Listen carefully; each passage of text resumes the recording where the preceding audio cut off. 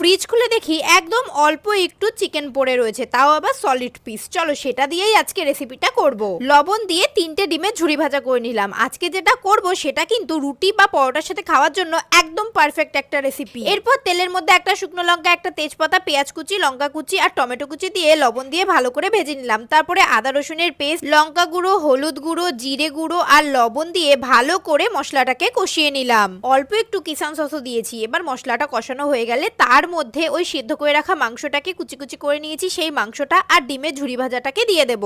এরপর পরিমাণ মতো জল দিয়ে এটাকে ফুটতে দেব। ফুটে গেলে এর মধ্যে দেব গরম মশলার গুঁড়ো, মিট মশলার গুঁড়ো আর ম্যাগি মশলা। এরপর নাবানোর আগে দিয়ে দেব ধনেপাতা কুচি। ব্যাস, তারপরেই রেডি হয়ে গেল আমাদের রুটি বা পরোটার সাথে খাওয়ার জন্য এগ চিকেন গ্রেভি। আজকে শাউট আউটে রিয়া বলেছে তোমার ভিডিও দেখতে আমার খুব ভালো লাগে, আমার মন খারাপ হলে তোমার ভিডিও দেখলে মন ভালো হয়ে যায়। Thank you so much. এটা কিন্তু অবশ্যই রান্না করে খেতে হেব্বি লাগবে। চলো আজকের মতো টাটা।